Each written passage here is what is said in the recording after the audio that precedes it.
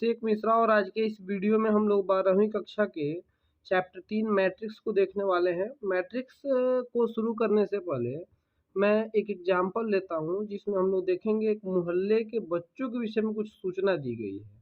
जैसे मोहनलाल के मान लो कि 3 बेटे हैं और 1 बेटियां हैं। उसी प्रकार गिरधारी के 5 बेटे और 2 बेटियां हैं और गनी के 2 बेटे और 3 बेटियां हैं।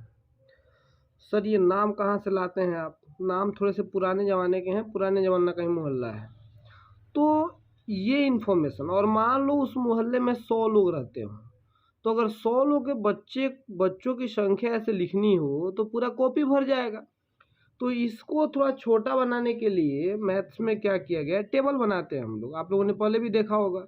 यहाँ एक तरफ हम लोग क्या करते हैं, जैसे नाम लिख देते हैं, व्यक्तियों के नाम, उनके बेटों की संख्या और उनके बेटियों की संख्या। तो बेटे और बेटियां, तो नाम क्या था? मोहन, तो मैंने एम लिख दिया सिर्फ। ऊपर तो आपको नाम दिख ही रहा है ना। बेटे इनके 3 हैं और बेटियां 1 है। गिरधारी के बेटे 5 हैं और बेटियां 2 हैं। और गनी के उसी प्रकार गनी का भी GN लिख देता हूँ। इनके भी 2 बेटे हैं और 3 बेटियां हैं। अब ऐसे टेबल बना देने से हमारा काफ़ी जगह बचता है। और मैट्रिक्स क्या है? मैट्रिक्स इस टेबल को नहीं कहते हैं। अच्छा, मैंने यहाँ मैट्रिक्स लिखा है, बहुत बच्चे कहेंगे सर किताब में मैट्रिसेस लिखा हुआ है, तो वो इसका प्लूरल फॉर्म होता है, एक ही चीज़ है, कोई दिक्कत नहीं है। तो ये जो सूचना है इसको टेबल के द्वारा हम काफ़ी कम जगह पे लिख सकते हैं। मैट्रिक्स क्या है? मैट्रिक्स में हम सिर्फ एक आयताकार जगह पे आंकड़ों को लिख देते हैं। जैसे अगर इसमें ये नाम हटा दिया जाए, मोहन, गनी या गिरधारी, ये नाम हटा के सिर्फ इनके बच्चों की संख्या लिख दी जाए, ऐसे एक आयताकार जगह मैंने बना दिया।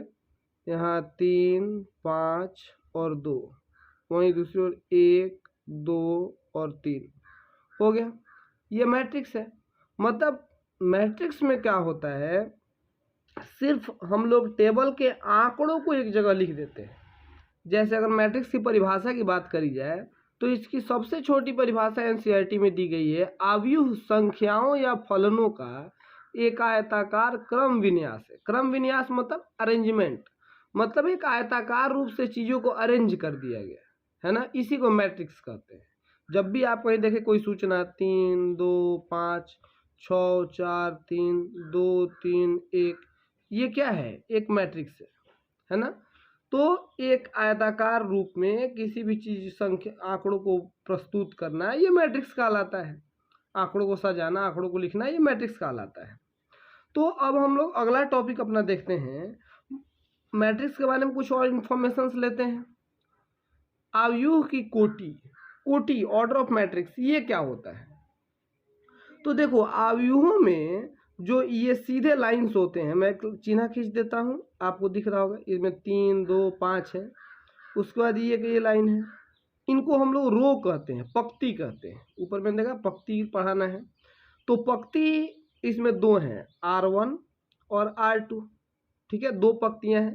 पहले पंक्ति में 3 और 3, 2 और 5, और दूसरे में भी 3 है, 4, 3 और 6। सीधी रेखाओं के अवयव होते हैं, इन्हें हम लोग स्तंभ कहते हैं, कॉलम कहते हैं। इसमें 1, 2 और 3 कॉलम्स हैं। पहले में 3 और 4, दूसरे में 2 और 3, और तीसरे में 5 और 6, ये इसके अवयव हैं।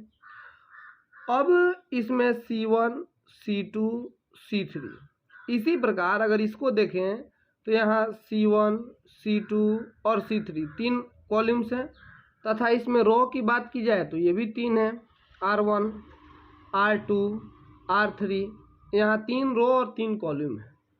तो इसी को ऑर्डर ऑफ मैट्रिक्स कहते हैं। जैसे यहाँ 2 रो थे, तो पहले रो को लिखते हैं 2 और कॉलम्स 3 से तो गुना 3, ऐसे मैट्रिक्स को दिखाते हैं।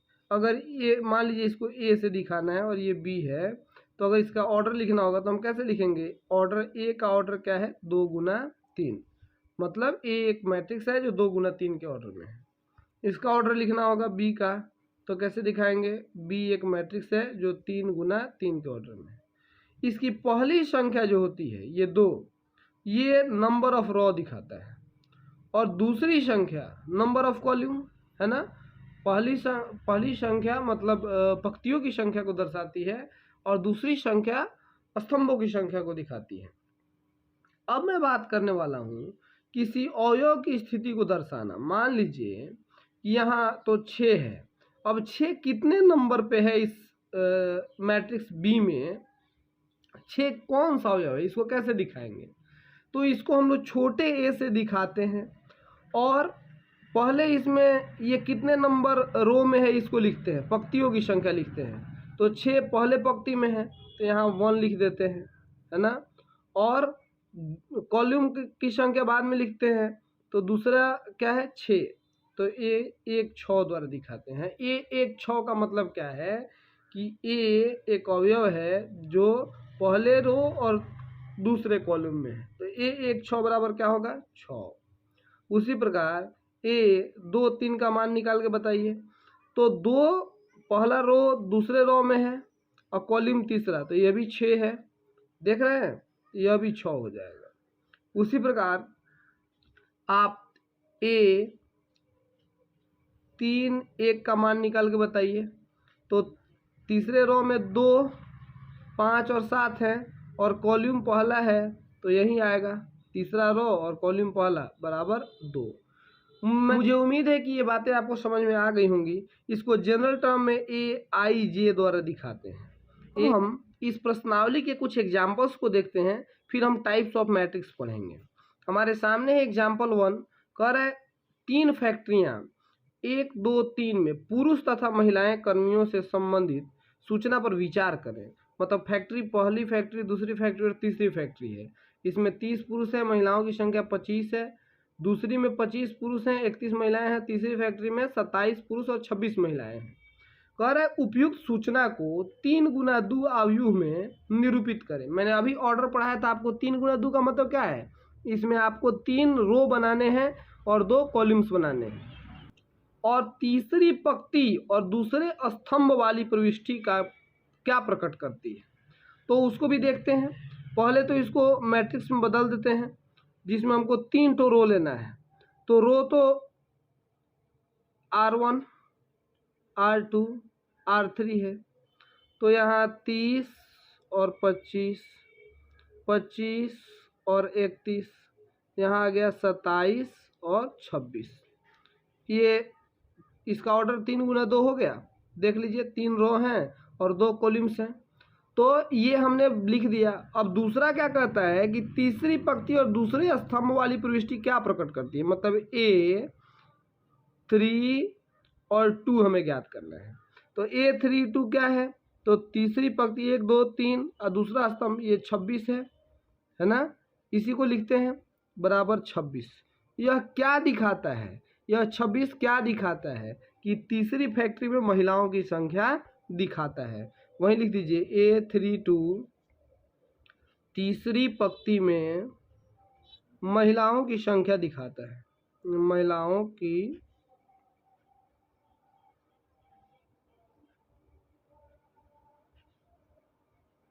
ये हमारा पहला एग्जाम्पल कंप्लीट हो गया। अब दूसरे एग्जाम्पल को देखते हैं। दूसरा एग्जाम्पल कहता है किसी आव्यूह में 8 अवयव हैं, मतलब एक आव्यूह है कोई, इसमें 8 हैं, मतलब 1 2 3 4 5 6 7 8 अवयव हैं। तो 8 अवयवों का क्रम कैसे हो सकता है, ऐसे तो हो नहीं सकता है, यहाँ खाली रह गया, कुछ खाली नहीं रहना चाहिए, ऐसे लिखते हैं। तो यहाँ क्या दिया होगा, अगर कोई ऑर्डर इसका m गुना n होगा, तो माना कि आव्यूह का क्रम m गुना n है, तो इसीलिए m गुना n बराबर 8 होगा। अब यहाँ m n के कुल संभव मान क्या हो सकते हैं, कौन सी ऐसी संख्याएं होंगी जिनको गुना करने पर 8 आएगा। तो अतः m गुना n के संभव मान बराबर क्या क्या हो सकता है, तो पहले तो हो सकता है कि 1 गुना 8,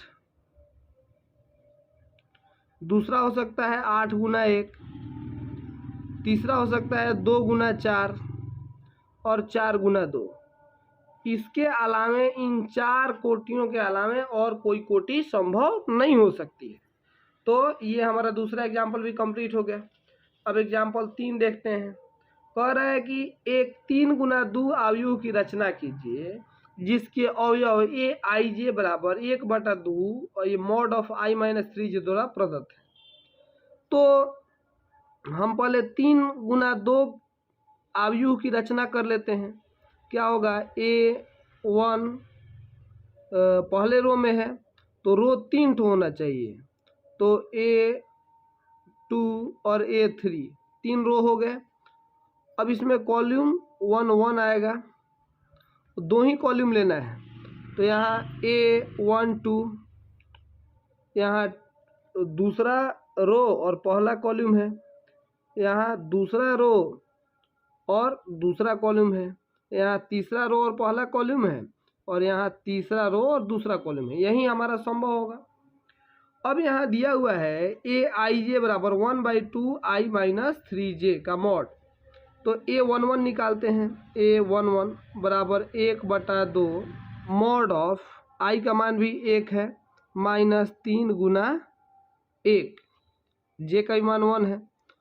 तो यह क्या आएगा, 1/2 गुना 3 एकम 3 और 1 में से 3 को घटाएंगे तो -2 होगा। लेकिन मॉड का मतलब क्या होता है कि वो नेगेटिव चीज़ को भी पॉजिटिव में बदल देता है।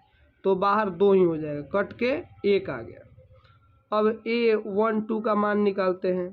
तो 1/2 गुना आई का मान भी 1 है, तो 1 माइनस 3 इंटू 2।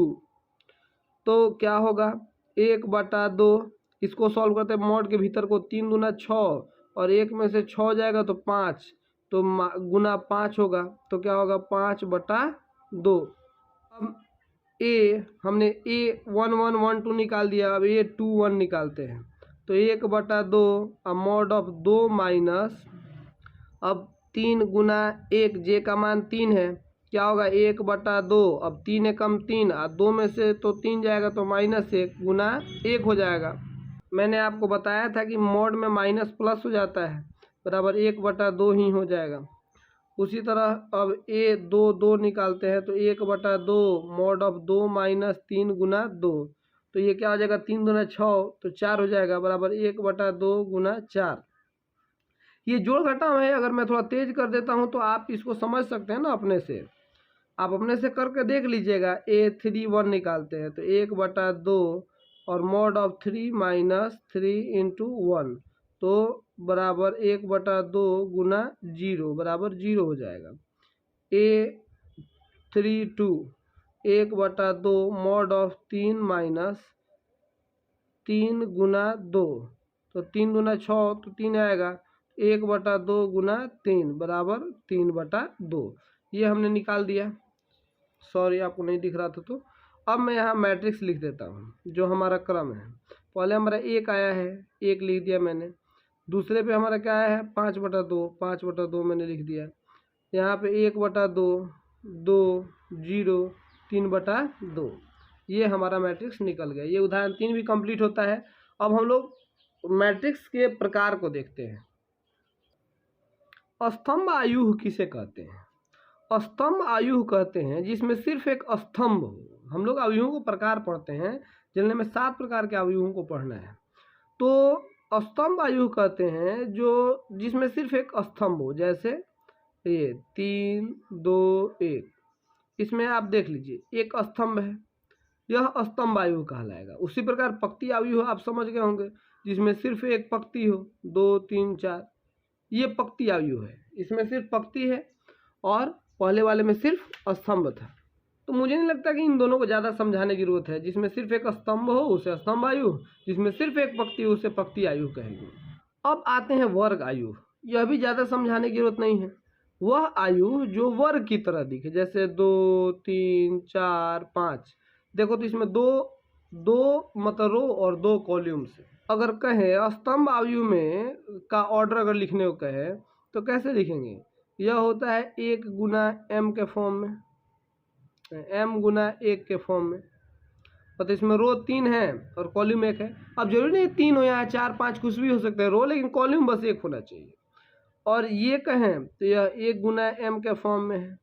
यहाँ m बराबर n होता है, मतलब जितने रो होते हैं उतने ही कॉलम होता है। तब तो देखने में एक वर्ग की तरह दिखेगा ना, स्क्वायर मैट्रिक्स। वर्ग आयु नाम ही है, दिखने में बस स्क्वायर दिखने, वर्ग दिखना चाहिए। हो गया। एक विकर्ण आयु भी वर्ग आयु ही होता है, लेकिन इसमें एक फर्क होता है। क्या फर्क होता है कि जैसे 0 4, मतलब इसके विकर्ण में जो अवयव आ रहे हैं वो कोई ना कोई संख्या होनी चाहिए, बाकी सब 0 होना चाहिए। जैसे एक और लिख के देखते हैं, 3 0 0 0 2 5 0, अरे यहाँ भी 0 0 0 4। अब ये देखो विकर्ण में जो आ रहा है वो 3 2 4 संख्या है, बाकी सब शून्य है, तो इसको हम लोग कहते हैं विकर्ण आयु। अब आते हैं अदिश आयु क्या होता है। अदिश आयु कहते हैं जब इसके विकर्ण में सेम नंबर हो, मतलब यह भी एक तरह का विकर्ण आयु ही होता है, लेकिन बस यहाँ 2 4 अलग अलग नंबर है, 3 2 4 अलग अलग है, यहाँ सेम नंबर आना चाहिए। जैसे 3 0 0 0 3 0 0 0 3 विकर्ण आयु ही है, लेकिन बस इसमें क्या अंतर है कि ये जो विकर्ण में जो संख्याएं हैं, जो अवयव है, वह एक ही संख्या होती है। अब बात करते हैं अदिश की बात कर लिए, तत्समक आयु किसे कहते हैं। यह भी सेम होता है, बस क्या फर्क होता है कि यहाँ 1 होता है और बाकी सब 0 होता है। 1 0 विकर्ण आयु ही होता है, लेकिन वहाँ कोई सेम नंबर होता था और यहाँ सिर्फ 1 हो सकता है। इसको हम लोग तत्समक आयु कहते हैं। अब आते हैं शून्य आयु। वह मैट्रिक्स जिसमें सिर्फ 0 हो, 0 को छोड़ के भाई कोई अवयव ना हो, उसे मैट्रिक्स 0 मैट्रिक्स कहते हैं। एक बार फिर से बताता हूँ, स्तंभ आयु किसे कहते हैं, जिसमें सिर्फ एक स्तंभ हो। पंक्ति आयु किसे कहते हैं, जिसमें सिर्फ एक पंक्ति हो। वर्ग आयु जिसमें पंक्तियों की संख्या स्तंभों की संख्या के बराबर हो। विकर्ण आयु किसे कहते हैं, जिसमें सिर्फ विकर्णों में कोई ना कोई संख्या हो, बाकी सब अवयव शून्य हो, उसे विकर्ण आयु। उसके बाद अदिश आयु, मतलब जिसमें विकर्ण में सेम नंबर हो, जैसे 3 3 3, तीनों में 3 है, बाकी सब शून्य हो। उस तरह तत्समक आयु जहाँ सिर्फ 1 हो विकर्ण में, बाकी सब शून्य हो। और शून्य आयु जहाँ पूरा का पूरा शून्य हो, कोई अवयव शून्य को छोड़ के कोई और नहीं होना चाहिए, तो वो विकर्ण आयु कहलाएगा, शून्य आयु कहलाएगा, माफ कीजिएगा। इस आज का अंतिम टॉपिक है आव्यूहों की समानता। आव्यूहों की समानता क्या होती है, दो आव्यूह बराबर कहे जाएंगे यदि उन दोनों के क्रम में जो संख्याएं हैं वो बराबर हो जाए। मैं उदाहरण देकर बताता हूँ। मान लीजिए ABCD एक अवयव के हैं और PQRS ये है, तो ये इसका पहला रो और पहला कॉलम का अवयव इसके पहले रो और पहले कॉलम के बराबर होना चाहिए। माने A बराबर P होना चाहिए, B बराबर Q होना चाहिए, C बराबर R होना चाहिए और D बराबर S होना चाहिए। अगर ये है तो ये दोनों आयु समान कहलाएंगे। इस पे अंतिम 2 एग्जाम्पल्स है, उसको करते हैं और उसके बाद अगले वीडियो में हम लोग इस प्रश्नावली के क्वेश्चन को देखेंगे। उदाहरण 4 हमारे सामने है, दिया हुआ है कि ये आयु इसके बराबर है, तो हमें ABCD XYZ के मान ज्ञात करने हैं। तो सबसे पहले हम x खोजते हैं, कहाँ है, यहाँ, और इसके क्रम में ये है, तो x + 3 बराबर 0 हमें दिया हुआ है। तो या x बराबर ये +3 उधर जाए क्या हो जाएगा, -3। हमने x का मान निकाल लिया। अब z को देखते हैं, तो z + 4 बराबर 6 दिया है। तो या ये +6 उधर जाएगा, +4 उधर जाएगा तो -4 हो जाएगा, तो 6 में से 4 जाएगा तो 2 बचेगा। z बराबर 2, हमने z का भी मान निकाल लिया। यहाँ से y का मान निकलेगा, तो यहाँ दिया है 2y - 7 बराबर 3y - 2। तो या ये 2y और ये +3y है, तो इधर आके -3y हो जाएगा बराबर -2, और ये माइनस का 7 है तो उधर जाएगा प्लस का 7 हो जाएगा। अब क्या हो गया, या 2y में से 3y जाएगा तो -y और -2, ये +5 हो गया। अब प्लस लिखना जरूरी नहीं था, मैंने बस लिख दिया। या y का मान, माइनस को इधर से उधर भेज दीजिए तो -5 हो जाएगा। तो हमने y का भी मान निकाल लिया। तो x, y और z का तो मान हमने निकाल लिया। अब हम बात करते हैं a, b और c की। तो a हमारा यहाँ मिला, a के जगह पे यहाँ -3 है। तो यहाँ देखते हैं a -1 बराबर -3। तो a बराबर क्या हो जाएगा, ये -1 हो जाएगा, +1 हो जाएगा, तो ये -2 बचेगा, है ना। ये तो लीनियर इक्वेशन है, ये तो आपको 5वीं क्लास में आपको सिखाया गया था। यहाँ c हमें मिल रहा है, तो हम क्या करेंगे, 2c + 2 बराबर, यहाँ उसके जगह पे 0 था, तो हम इसमें से कैसे निकालेंगे, तो ये जो +2 है उधर जाकर -2 हो जाएगा। तो 2c बराबर -2, यानी कि c बराबर, ये गुना में 2 है तो इधर का बटे में 2 हो जाएगा, तो -2/2 कट के हो जाएगा -1। तो c का भी मान हमने निकाल लिया। अब लास्ट a बचा हुआ, नहीं a तो निकाल लिया, c निकाल लिया, b बचा हुआ है। तो b -3 बराबर 2b + 4 लिखा हुआ है। तो b -3 यहाँ दिख रहा है बराबर 2b + 4। अब देखो ये 2b इधर आएगा तो माइनस हो जाएगा, तो b - 2b बराबर 4, और ये -3 तो +3 हो जाएगा। अब एक b में से 2b जाएगा तो -b बचेगा, और 4 3 7, तो b का मान क्या हो जाएगा, -7 हो जाएगा। माइनस को इधर से उधर भेज दिए। इस प्रकार हमारा चौथा एग्जाम्पल कंप्लीट होता है। आप सजा के a, b, c और x, y, z का मान एक जगह लिख लीजिएगा। हमारा अंतिम एग्जाम्पल, 5वां एग्जाम्पल हमारे सामने है कि यदि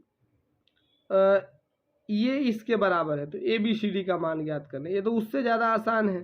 2a + b बराबर 4 दिया हुआ है, और उससे ज़्यादा आसान नहीं है, ये समीकरण बना के बनाना पड़ेगा। इसको समीकरण 1 मान लो, और यहाँ a - 2b बराबर -3 दिया हुआ है, इसको समीकरण 2 मान लो।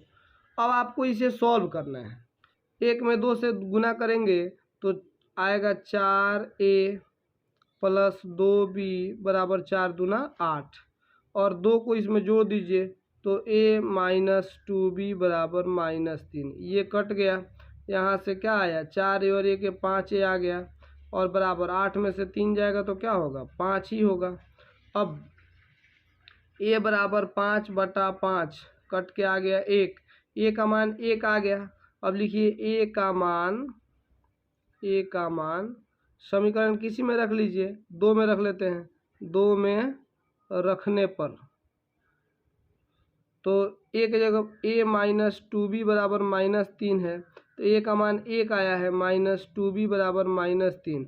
अब ये +1 है, उधर जाएगा तो -1 हो जाएगा, -2b बराबर -3 और -1, -2b बराबर -3 और -1 -4 हो जाएगा। माइनस से माइनस कट गया, और b का मान 4/2 2 हो गया। तो a और b का मान मैंने निकाल दिया।